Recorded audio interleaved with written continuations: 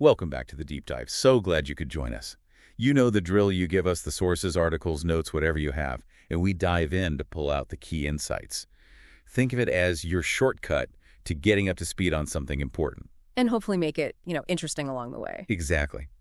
Today, we're digging into a specific legal matter. It involves the Royal Bank of Trinidad and Tobago and the Estate Police Association.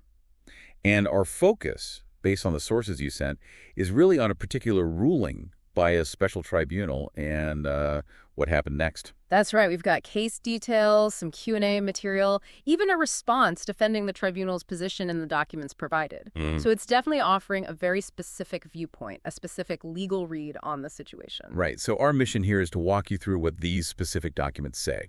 We need to understand the special tribunal's decision as it's described here, get a handle on this legal idea of functus officio based on the explanation given, and look at who the sources say was really behind things like the appeal later on. And one of the source titles kind of gives the game away, doesn't it? The blame game is over.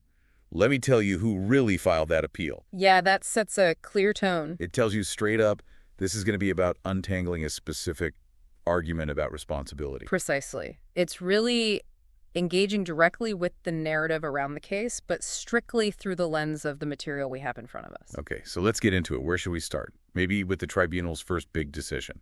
According to these documents, why did they rule the way they did? Well, the sources state very clearly that the tribunal's main ruling was that it actually had no jurisdiction in this particular case. No jurisdiction. Okay, so they felt they couldn't even properly hear the case. That's the gist of it, yeah. And do the sources explain why? What was the basis for that? They do. The material you shared details the specific reasons. It all seems to come down to problems with the initial filing, the paperwork. Okay, like what kind of problems? Well, first, the sources point out that a certificate from the ministry was really late, like over 200 days late, they specify. 200 days, wow, okay. Yeah. Then second, there was apparently a big issue with who the Estate Police Association, the EPA, was actually representing.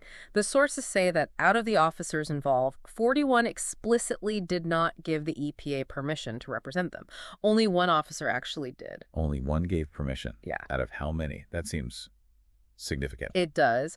And third, the sources mentioned that, well, a lot of signatures and just other required documents were apparently missing from the case file, just not there. So the picture the sources paint is that the tribunal looked at this file and saw a late certificate, almost no proof of representation for the officers, missing documents. Exactly. And that's why, according to these documents, they concluded the filing itself wasn't valid, and therefore they didn't have the legal authority, the jurisdiction, to proceed. It wasn't about the merits of the case itself at that point. That's precisely the argument presented in the sources. It was about the fundamental procedural defects in how the case was brought before them. Okay. And this leads to something else you mentioned the sources talk about a lot, functus officio.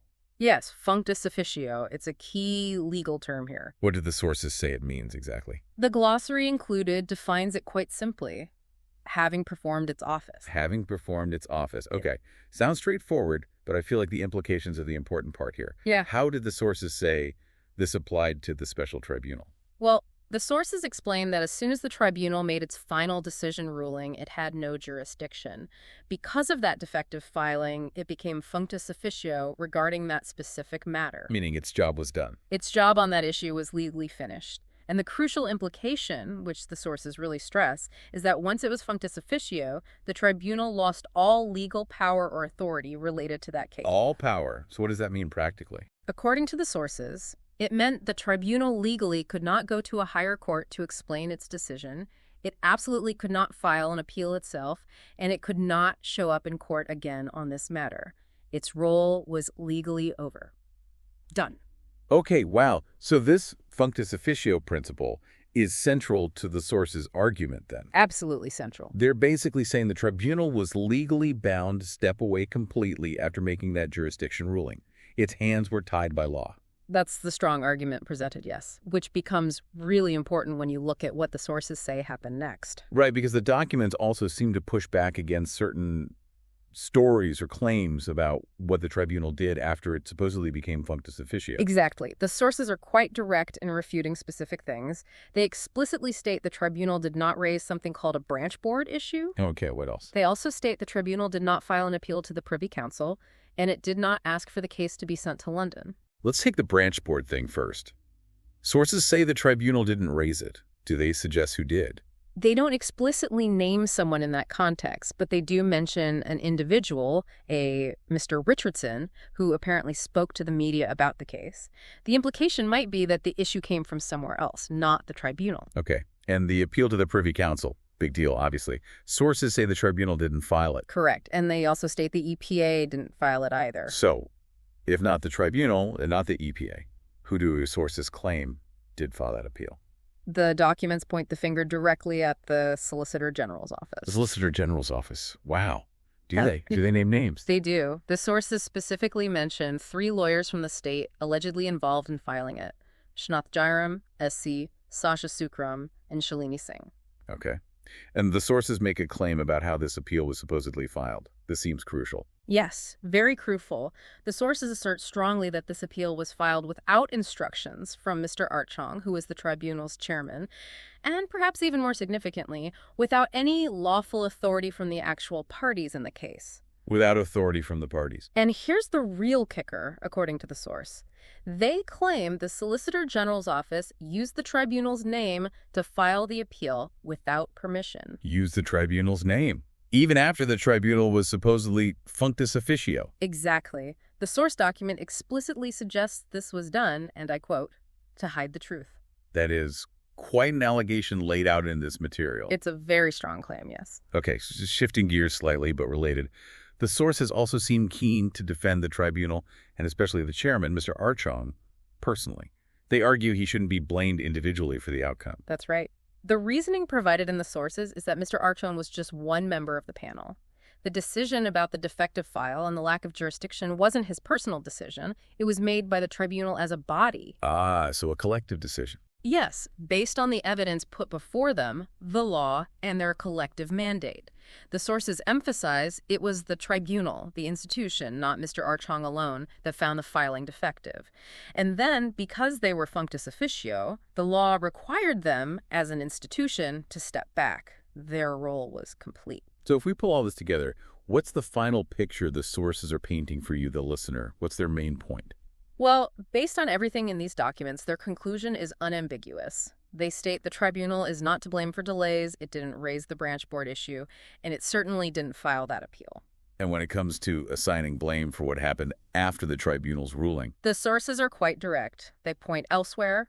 They suggest responsibility lies with the Ministry of Labor, with the Solicitor General, and they even pose a question towards the EPA president, asking essentially why he stayed silent through all this.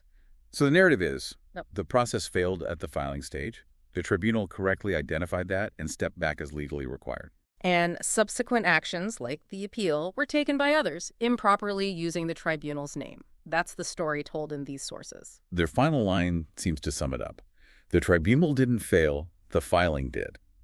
And they present this account as the truth finally coming out. Precisely. So when you absorb this specific account, what does it highlight? It really underscores how critical procedural correctness is in legal systems. You see how, according to this source, things like late paperwork or missing signatures can completely derail a case before it even starts. It also brings that concept of functus officio to life, showing how strict legal principles can define and limit what an official body can do. And maybe most importantly, it gives you a window into how complex responsibility can become, with different actors pointing fingers based on their interpretation of events. Understanding this narrative helps you grasp the specific argument being made here about who did what and who, in their view, should be held accountable. And maybe a final thought, drawing from this material for you to consider. The sources argue really forcefully that the tribunal's legal authority ended the moment it declared itself functus officio. So these subsequent actions described, especially the appeal filed under the tribunal's name, allegedly without consent, they raise some really interesting questions, don't they? Questions about authority, about consent, about accountability when one party's role is legally over, but others continue to act, potentially using that party's identity. What does it really mean, as the source claims happened here, when actions are taken without consent and behind closed doors in someone else's name? It really makes you think about who holds the legitimate power to act and speak for whom in these complex legal dances. That's a powerful point to reflect on. Thank you for joining us for this deep dive into a complex situation, viewed through the specific lens of the sources provided. We hope untangling this narrative helps you think about jurisdiction, legal procedure, and accountability. Maybe explore functus officio or the roles of the different state bodies involved if it sparked your interest. Until next time.